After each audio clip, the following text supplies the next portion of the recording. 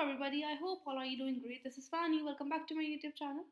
So yes, today's in this lecture we are going to start chapter 3, that is national income related aggregates. This is a one shot video जिसमें हम revision लेंगे पूरे chapter का. Chapter 3 आज हम complete करने वाले हैं इस लेक्चर में, राइट. और अभी तक मैं मोस्ट ऑफ जो मैक्रो इकोनॉमिक्स के चैप्टर हैं वो सब कंप्लीट कर चुकी हूँ. बेसिक 2 या 3 चैप्टर रहते हैं हमारे, जैसे कि फॉरेन एक्सचेंज चैप्टर रहता है, एक हमारा इसमें नेशनल इनकम का न्यूमेरिकल चैप्टर रहता है और एक इसमें बैंकिंग चैप्टर रहता है, राइट. ये 3 चैप्टर के अलावा सारे चैप्टर्स कंप्लीट हो चुके हैं. जिसने अभी तक ये वीडियोस नहीं देखी हैं, ये लेक्चर्स नहीं देखे हैं, बहुत इंटरेस्टिंग और बहुत इंपॉर्टेंट लेक्चर्स हैं, वो आप जाकर चेक कर सकते हैं मेरे यूट्यूब चैनल पर. प्लेलिस्ट मैंने अलग से बनाई हुई है और डिस्क्रिप्शन बॉक्स में मैं इसका लिंक भी मेंशन कर दूंगी, सो दैट आप वहाँ पर जाकर भी देख सकते हैं, right. And one thing more कि इसके जो चैप्टर के नोट्स आपको मिल जाएंगे मेरे टेलीग्राम चैनल पर. टेलीग्राम चैनल का लिंक भी मैं नीचे डिस्क्रिप्शन बॉक्स में मेंशन कर दूंगी, आप वहाँ पर जाकर चेक कर सकते हैं, right. So yes, now let's start. And उससे स्टार्ट करने से पहले जिसने मेरा चैनल सब्सक्राइब नहीं किया है, please do like and subscribe, so that आपके पास ऐसी मोर इन्फॉर्मेटिव वीडियोज़ आती रहेंगी.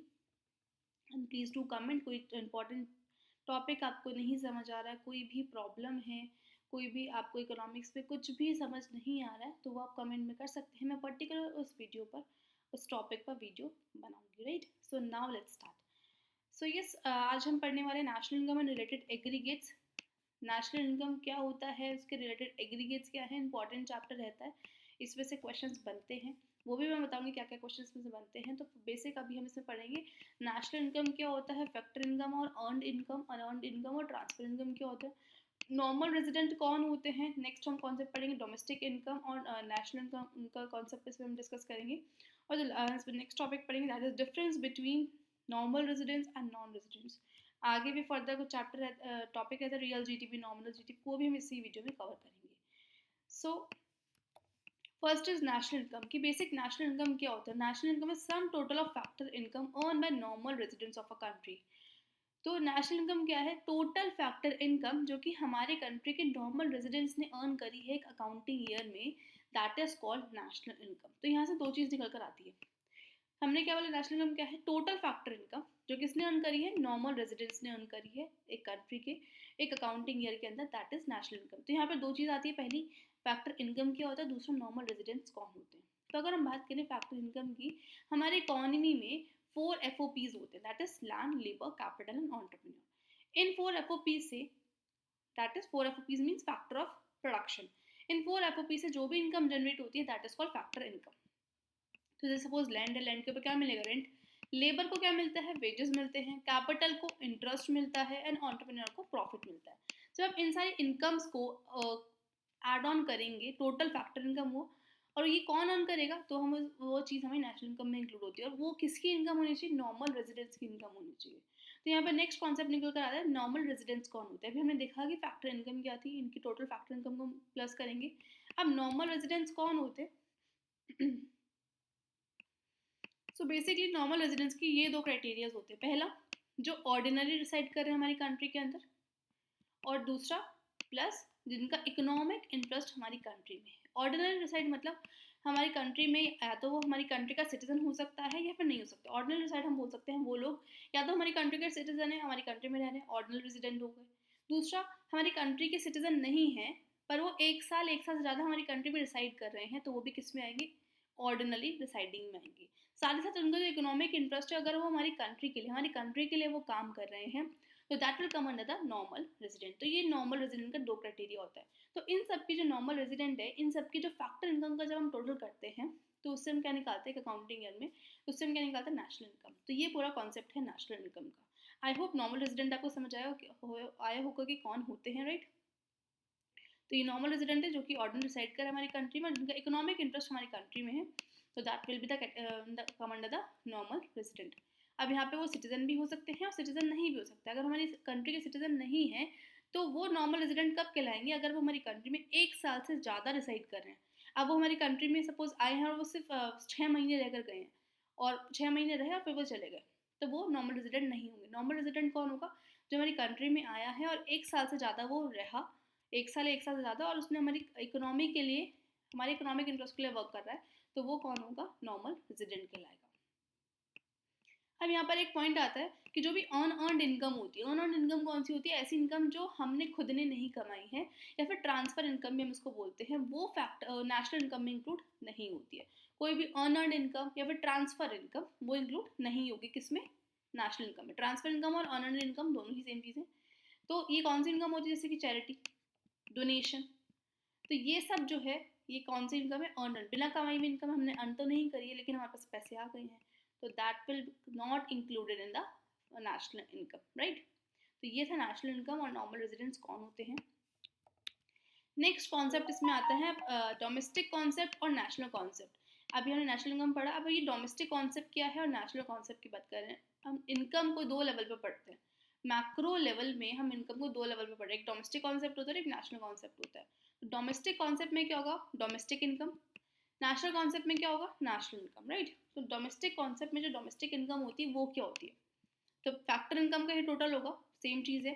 तो sum total of factor income जो जनरेट कहाँ पर हुई? With in the domestic territory of a country. वो टोटल फैक्टर इनकम जो हमारी डोमेस्टिक टेरिटरी के अंदर जनरेट हुई है, that will come under the domestic income. जो सिर्फ डोमेस्टिक टेरिटरी के अंदर जनरेट की गई है, टोटल फैक्टर इनकम जो सिर्फ डोमेस्टिक टेरिटरी में जनरेट हुई है, वो कौन सी इनकम होगी? डोमेस्टिक इनकम होगी। यहाँ पर किसमें क्या, किससे कंसर्न है? डोमेस्टिक टेरिटरी से। वो टोटल इनकम जो सिर्फ डोमेस्टिक टेरिटरी में जनरेट की गई है वो डोमेस्टिक इनकम में आएगा। यहाँ पर ये बात नहीं की गई कि वो किसने करी है, या तो वो नॉर्मल रेजिडेंट ने करी है, नॉन रेजिडेंट ने करी है, फिर नॉन रेजिडेंट ने करी है। यहाँ पर ये कंसर्न नहीं है, वो कोई भी कर सकता है, रेजिडेंट भी हो सकता है, नॉन रेजिडेंट भी हो सकते हैं, लेकिन कहाँ पर होनी चाहिए? डोमेस्टिक टेरिटरी के अंदर होनी चाहिए। तो वो किस में आएगा? डोमेस्टिक इनकम में। अब यहाँ पर पॉइंट आता है डोमेस्टिक टेरिटरी क्या है। डोमेस्टिक टेरिटरी का मतलब वो नहीं जो हमारा इंडिया का मैप है, सिर्फ इंडिया के मैपिंग के अंदर जो भी इनकम जनरेट हुई है वो डोमेस्टिक इनकम होगी, नहीं। यहाँ पर डोमेस्टिक इनकम यहाँ पर जैसे लिखा है वो पॉलिटिकल बाउंड्री से मतलब नहीं है। ये इसका मतलब क्या है? Freedom of circulation of people and goods. Domestic territory का मतलब ये है जहाँ जहाँ पर हमारे लोग, हमारी कंट्री के लोग या फिर हमारी कंट्री के गुड्स जहाँ जहाँ जहाँ पर जा सकते हैं। सपोज हमारी कंट्री के गुड्स इजीली चाइना में जा सकते हैं, हम लोग चाइना में इजीली जा सकते हैं, यूएस में जा सकते हैं, तो वो सब चीज़ें किस में आएंगी? डोमेस्टिक टेरिटरी में इंक्लूड होंगी। तो वो डोमेस्टिक टेरिटरी कहा गया है, ठीक है। तो जहाँ पर डोमेस्टिक टेरिटरी में जो भी इनकम अर्न की गई है एक साल के अंदर, that is called domestic income. वो इनकम कोई भी अर्न कर सकता है, या तो रेजिडेंट है हमारी कंट्री का रहने वाला है, फिर नॉन रेजिडेंट है जो हमारी कंट्री में नहीं रहते, वो भी इनकम अर्न कर रहे हैं, लेकिन डोमेस्टिक टेरिटरी में हो रही है, तो वो कौन सी होगी? Domestic income. तो यहाँ का मेन पॉइंट ये था। नेक्स्ट हम बात करें नेशनल कॉन्सेप्ट में, तो नेशनल इनकम आता है। नेशनल इनकम में क्या है?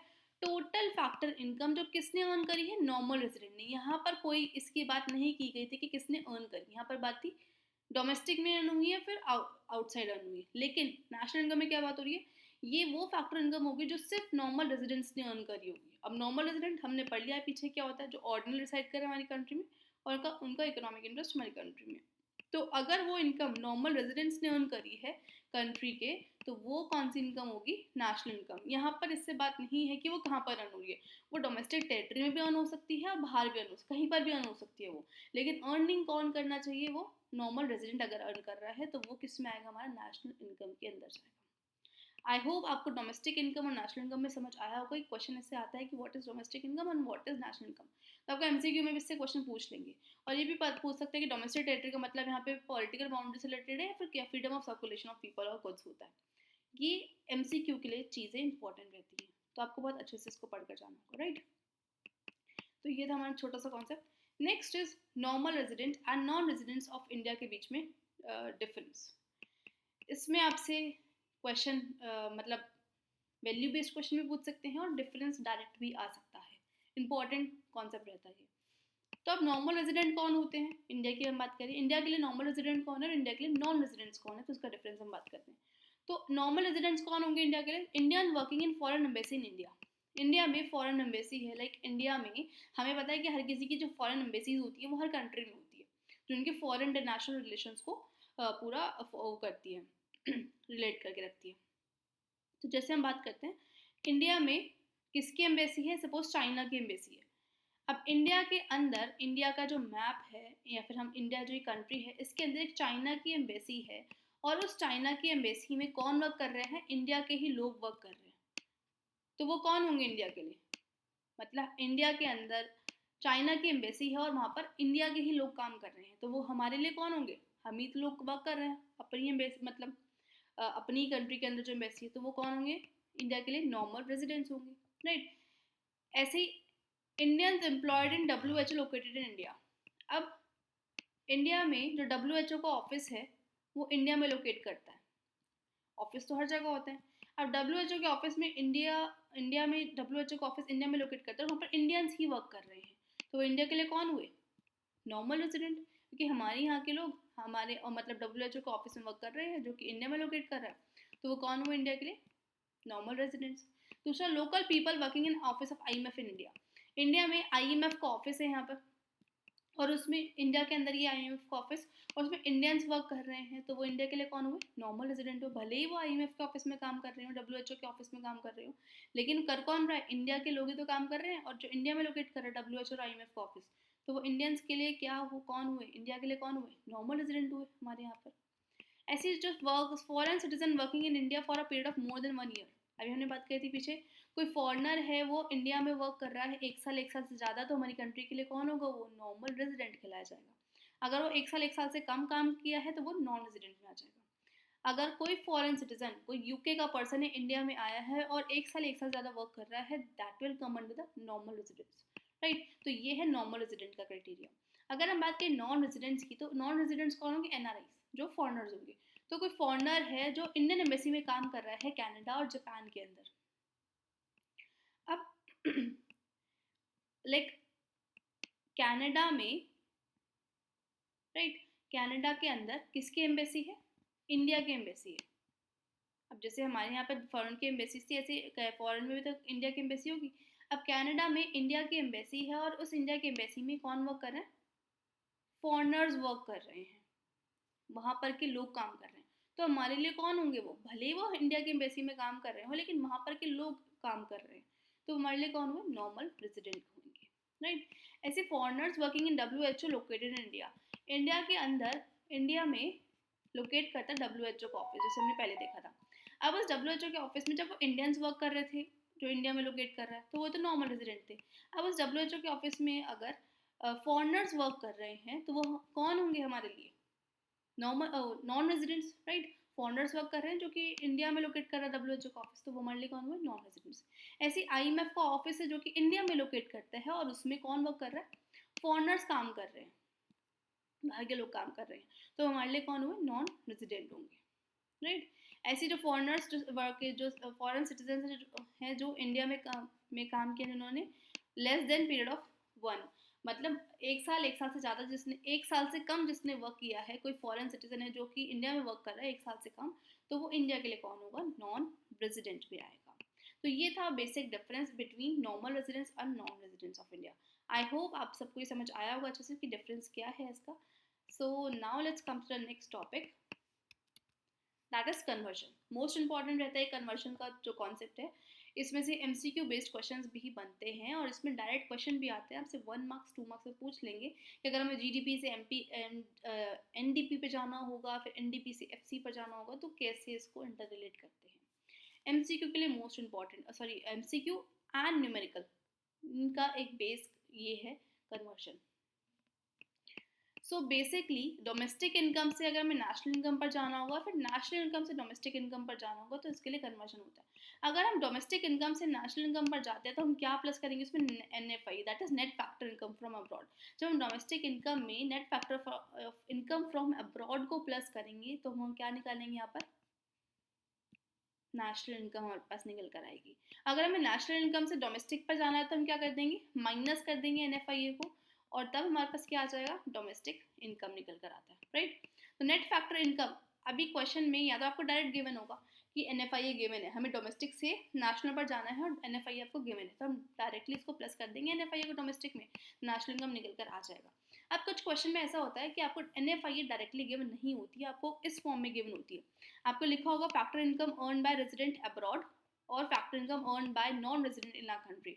ये दोनों अलग अलग क्राइटेरिया आपको गिवन होंगे, फिर हमको NFIA निकालना होगा। तो NFIA को निकालने के लिए हम कैसे करेंगे? जो फैक्टर इनकम हमारे रेजिडेंट्स ने अब्रॉड अर्न करी है, हमारे यहाँ के रेजिडेंट है नॉर्मल रेजिडेंट्स, हम नेशनल इनकम है तो नॉर्मल रेजिडेंट आ रहे हैं, वो कहीं भी अर्न कर सकते हैं। जो हमारे रेजिडेंट्स ने अब्रॉड में जो इनकम अर्न करी है, उसको तो हम क्या करेंगे? प्लस, क्योंकि वो हमारे रेजिडेंट्स, उन्होंने इनकम अर्न करी है। और वो फैक्टर इनकम जो कि नॉन रेजिडेंट ने अर्न करी है। अब नॉन रेजिडेंट से तो हमें मतलब नहीं है, जो हमारी कंट्री में जो फॉरेनर्स हैं उन्होंने इनकम अर्न करी है वो अपनी इनकम अपनी कंट्री में लेकर जाएंगे ना, तो वो वाली इनकम को क्या कर देंगे हम यहाँ पे माइनस कर देंगे।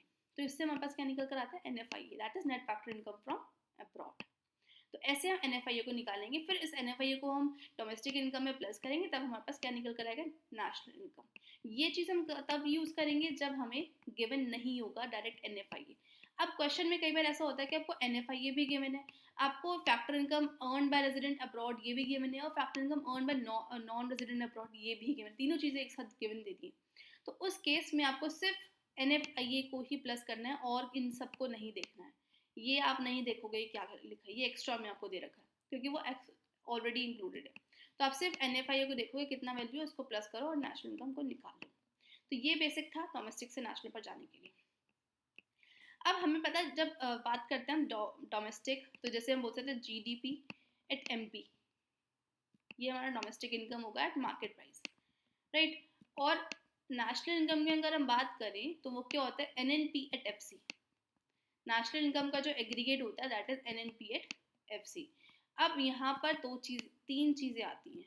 पहला है ग्रॉस से नेट पर जाना है, डोमेस्टिक से नेशनल पर जाना है, और MP से कहाँ पर जाते हैं FC पर जाते हैं। तो उसके लिए हम क्या करेंगे, बेस जो हम लेकर चलेंगे हर केस में हर कन्वर्शन में GDP MP को लेकर जाते हैं। तो जैसे हमने यहाँ पर लिखा है ग्रॉस से नेट पर जाना है या फिर नेट से ग्रॉस पर जाना है। तो ग्रॉस में क्या होगा GDP और नेट पर क्या होगा NDP। अब सपोज हमें NDP निकालना है,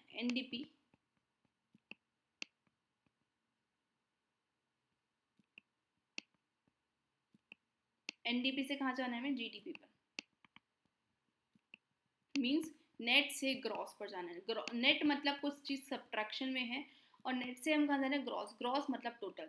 जब भी हम नेट से ग्रॉस, ग्रॉस में मतलब कुछ चीज़ टोटल ऐड ऑन होगी, जब हम नेट से ग्रॉस पर जाएंगे तो हम क्या करेंगे प्लस करेंगे, क्या डेप्रीसिएशन को प्लस करेंगे। जब भी कहाँ पर जाएंगे नेट से ग्रॉस पर, और जब भी ग्रॉस से नेट पर आएंगे तो कुछ चीज़ माइनस हो रही है तो हम क्या कर देंगे माइनस कर देंगे यहाँ पर डेप्रीसिएशन को। तो नेट से ग्रॉस से नेट पर आने के लिए हम क्या कर रहे हैं माइनस डेप्रीसिएशन, राइट। तो ये है बेसिक। तो NDP जब हम निकालते हैं तो GDP में से माइनस कर दो डेप्रीसिएशन, और जब हम GDP निकालते हैं तो NDP में हम प्लस कर देते हैं डेप्रीसिएशन, तो हमारे पास GDP निकल कर आएगा। ऐसे domestic product at market price और domestic product at factor cost. तो MP और फैक्टर कॉस्ट, जब हम MP से फैक्टर कॉस्ट पे आएंगे फिर फैक्टर कॉस्ट से MP पर जाएंगे। मार्केट प्राइस मतलब मार्केट वैल्यू, मार्केट वैल्यू में जब जिसमें सब चीज़ें इंक्लूड है, टैक्सेस वगैरह सब चीज़ें इंक्लूड है। फैक्टर कॉस्ट में क्या है कि अभी वो चीज़ विद इन द फैक्ट्री है, अभी उसमें टैक्स इंक्लूड होना बाकी है। तो जब हम फैक्टर कॉस्ट से मार्केट में जाएंगे तो टैक्सेस में इंक्लूड होगा। तो यहाँ पर वही लिखा है कि जब भी हम फैक्टर कॉस्ट से, यहाँ पर दो चीज़ एक बार में आ गई है, पहले MP इसको कर लेते हैं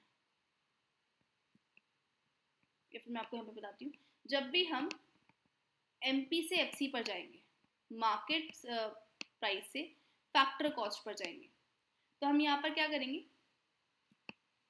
फैक्टर कॉस्ट में जा रहे हैं तो फैक्टर कॉस्ट हमारा फैक्ट्री के अंदर है। अब उस फैक्ट्री में टैक्सेस तो इंक्लूड नहीं होंगे तो हम यहाँ पर क्या करेंगे माइनस करेंगे टैक्सेस को, टैक्सेस यहाँ पर क्या हो जाएंगे माइनस हो जाएंगे।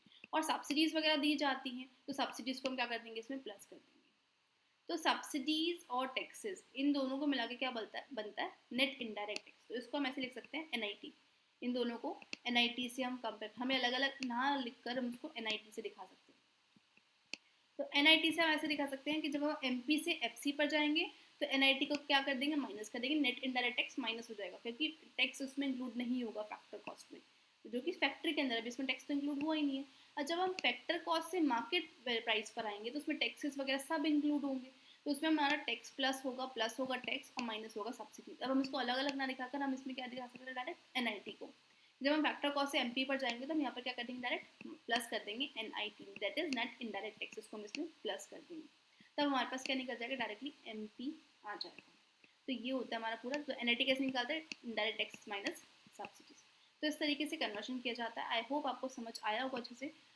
सो ये था पूरा कॉन्सेप्ट कन्वर्जन का। तो यहाँ पर मैंने कन्वर्जन का बताया भी हुआ है कि कैसे कैसे हुआ है। तो GDP MP क्या है, ये मार्केट वैल्यू है गुड्स एंड सर्विसेज की, market of final value of goods and services जो कहाँ पर प्रोड्यूस हुआ है हमारी इकोनॉमी के अंदर during an accounting year with in the domestic territory, जो भी goods and services domestic territory में इंक्लूड प्रोड्यूस हुए एक अकाउंटिंग ईयर में, that is called GDP at MP. तो अगर हमें एनडीपी एमपी निकालना है, बेस हम सब में लेकर के चलेंगे क्या, जीडीपी एमपी। तो एनडीपी जीडीपी एमपी से हमें कहाँ पर जाना है, एनडीपी एमपी पर।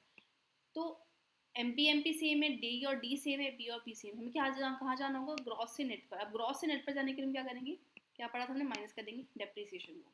ऐसे जीएनपी एमपी और हमें जीएनपी एमपी निकालना है, बेस हमारा क्या है जीडीपी एमपी को लेकर चलेंगे, तब हम पूरा कन्वर्जन करेंगे। तो डोमेस्टिक से नेशनल पर जाएंगे तो क्या करेंगे, प्लस कर देंगे एनएफआई को। अब हमें क्या निकालना है, एनएनपी एमपी निकालना है, बेस क्या है जीडीपी एमपी। तो यहाँ पर क्या होगा, ग्रॉस से कहाँ जाएंगे, नेट पर, तो माइनस करेंगे डेप्रिसिएशन। डोमेस्टिक से कहाँ जा रहे हैं, नेशनल पर, तो डोमेस्टिक से नेशनल पर जाने के लिए क्या करते हैं, प्लस करते हैं एनएफआई, राइट। ऐसे ही जीडीपी एफसी निकालना है और जीडीपी एमपी हमारा बेस है, तो जीडीपी तो दोनों सेम ही है, हमें कहाँ जाना है, एमपी से एफसी पर जाना है। तो एमपी से एफसी पर फैक्टर कॉस्ट पर जाने के लिए क्या करते हैं, माइनस करते हैं एनआईटी, राइट। ऐसे अब हमें क्या निकालना है, एनडीपीएफसी निकालना है। एनडीपीएफसी में हमें बेस क्या है, जीडीपी एमपी। तो ग्रॉस से कहाँ जाएंगे, नेट पर जाएंगे, तो माइनस करेंगे डेप्रिसिएशन। डोमेस्टिक सेम है, एमपी से कहाँ जाएंगे, फैक्टर कॉस्ट पे जाएंगे, तो plus minus factor cost, taxes नहीं होंगे तो माइनस करेंगे एनआईटी, राइट। ऐसे डोमेस्टिक से नेट पर नेशनल पर जाने के लिए क्या करते हैं, माइनस नेट पर जा रहे हैं, सॉरी नेशनल पर जा रहे हैं, तो प्लस करेंगे एनएफआई। एमपी से एफसी पर जा रहे हैं तो माइनस करेंगे एनआईटी। सेम एज एनएनपीएफसी, एनएनपीएफसी मतलब होते हैं नेशनल इनकम। तो जहाँ पर भी आपको बोला क्वेश्चन में सपोज कि नेशनल इनकम निकालो, तो उसका मतलब आपको क्या निकालना होगा, एनएनपीएफसी निकालना होगा। तो उसको हम कैसे करेंगे, जीडीपी एमपी से एनएनपीएफसी पर जाएंगे, मीन्स ग्रॉस से नेट पर जाओ, डेप्रिसिएशन माइनस डोमेस्टिक से नेशनल प्लस एनएफआई, एमपी से एफसी माइनस एनआईटी। तो इस तरीके से हमारे पूरे एग्रीगेट्स होते हैं जो कि कन्वर्शन किया जाता है। आई होप ये आपको अच्छे समझ आया होगा। बहुत इंटरेस्टिंग टॉपिक एंड साथ साथ बहुत इंपॉर्टेंट टॉपिक बनता है, जो कि क्वेश्चन इससे बनते हैं बहुत सारे। तो कन्वर्जन करना आपको अच्छे से आना चाहिए। नेक्स्ट कॉन्सेप्ट आता है इसमें nominal GDP and real GDP. अगर हम बात करें नॉमिनल जीडीपी वो होता है जब हम जीडीपी को करंट प्राइसेस पर निकालते हैं। तो it is a market value of all final goods and services जो हमारी कंट्री में प्रोड्यूस हुई है एक डोमेस्टिक टेरिटरी के अंदर एक अकाउंटिंग ईयर में, that is called nominal GDP. तो जीडीपी क्या है, बेसिकली वो market value final goods and services की जो डोमेस्टिक टेरिटरी में प्रोड्यूस की गई है एक अकाउंटिंग ईयर के अंदर, राइट। तो उसको हम क्या बोलते हैं, जीडीपी। नॉमिनल जीडीपी में क्या होगा, जब वो जो जीडीपी हम करंट प्राइसेस पर जब हम निकालते हैं, that is called nominal GDP. अब जीडीपी कैसे निकालेंगे, प्राइस इनटू क्वांटिटी, कितना प्राइस कितनी क्वांटिटी कितनी जीडीपी है, तो मतलब जितने सारे गुड्स बने हैं उन सब की मार्केट वैल्यू को हम इंक्लूड कर देते हैं। मार्केट वैल्यू मतलब प्राइस और इनटू क्वांटिटी का, तो जीडीपी निकल कर आ जाएगा। नॉमिनल जीडीपी की वजह हम बात कर रहे हैं, तो यहाँ पर कौन से प्राइस होंगे, प्राइस ऑफ करंट ईयर, जो एक्चुअल में अभी प्राइस जो प्रिवेल हो रहे हैं ड्यूरिंग एन अकाउंटिंग ईयर, जो भी प्राइसेस चल रहे हैं, तो वो कैलकुलेट किए जाते हैं उसमें। तो ये होता है nominal GDP. Next is real GDP. अब रियल जीडीपी में क्या होता है, वो प्राइसेस जो कांस्टेंट प्राइस हम इसमें लेकर चलते हैं, तो it refers to constant prices. जब हम जीडीपी को कांस्टेंट प्राइसेस पर निकालते हैं, that is called real GDP. ये वो मार्केट वैल्यू होती है फाइनल गुड्स एंड सर्विसेज की जो हमें डोमेस्टिक टेरिटरी में प्रोड्यूस हुए हैं एक अकाउंटिंग ईयर में। और ये एस्टिमेट कर जो एस्टिमेशन होता है इसमें जो जीडीपी निकालते हैं, हम कैसे निकालते हैं, कांस्टेंट प्राइसेस पर, प्राइस इनटू क्वांटिटी से निकालेंगे। लेकिन यहाँ पे जो प्राइसेस होंगे वो कौन से होंगे, कांस्टेंट प्राइसेस के प्राइस होंगे। कांस्टेंट प्राइस मतलब बोल सकते हैं कुछ ऐसे साल के हम प्राइस को बेस मानकर चलेंगे, ऐसे साल के प्राइसेस हम लेंगे जब जो है इकोनॉमी में ज़्यादा इन्फ्लेशन ना हो और ना ज़्यादा डिफ्लेशन, मतलब ज़्यादा प्राइसेस बहुत ज़्यादा हाइक ना हो रहे। जैसे अभी के अगर हम प्राइसेस लेकर चलेंगे तो हो सकता है इन्फ्लेशन हो रहा, इस इन्फ्लेशन की वजह से प्राइसेस बहुत ज़्यादा होंगे। सपोज क्वांटिटी हमारी इकोनॉमी में ये प्रॉब्लम भी क्रिएट होती है। सपोज क्वांटिटी हमारी इकोनॉमी में जो है पूरी 10 बनी है, 10 चॉकलेट्स बनी है, राइट। अब इस 10 चॉकलेट के जो अभी प्राइस चल रहे हैं, सपोज 50 रुपीज़ प्राइस चल रहे हैं, तो हम क्या बोलेंगे, हमारी इकोनॉमी में जो प्रोडक्शन हुआ है टोटल कितने का हुआ है, 500 का हुआ है। तो जीडीपी कितनी होगी, 500। ये कौन सी है, नॉमिनल जीडीपी। इफ सपोज पहले मतलब 4 साल पहले भी जो प्रोडक्शन हुआ था वो कितने का हुआ था, 50 का ही प्रोडक्शन हुआ था। लेकिन उस टाइम पे प्राइजेस कितने थे चॉकलेट के, हमने यहाँ पर क्वांटिटी लिया 10 और प्राइस कितना लिया 50। तो यहाँ पर भी हम क्वांटिटी 10 ही लेते हैं। फिर 5 साल पहले भी जो क्वांटिटी बनी थी कितनी बनी थी, 10 ही बनी थी, 10 ही चॉकलेट्स बनी थी। लेकिन उस टाइम पे जो प्राइजेस थे वो कितने थे, 30 रुपीज़ थे। तो मतलब जीडीपी कितना निकल कर आया हमारे पास 300। तो ये कौन से साल का डेटा है, ये सपोज हम बोल सकते हैं 2022 का डेटा है। और ये कौन सा साल का डेटा है, अभी रिसेंट का 2025 का डेटा। तो हमने देखा जब 2025 में जीडीपी कितना है 500 और पहले कितना था 2022 में 300। तो चेंज क्या है यहाँ पर, पहले भी 10 चॉकलेट बनी थी और अब भी 10 चॉकलेट बन रही है, लेकिन पहले प्राइजेस थे जो अब प्राइजेस है वो 50 है, पहले कितने प्राइजेस थे 30 थे। तो यहाँ पर जो जीडीपी में चेंज आ रहा है वो किसकी वजह से चेंज आ रहा है, वो आ रहा है प्राइजेस की वजह से चेंज। एक्चुअल में आउटपुट तो उतना ही है, आउटपुट में तो कोई चेंज नहीं आया, तो जीडीपी तो नहीं बढ़ रही है।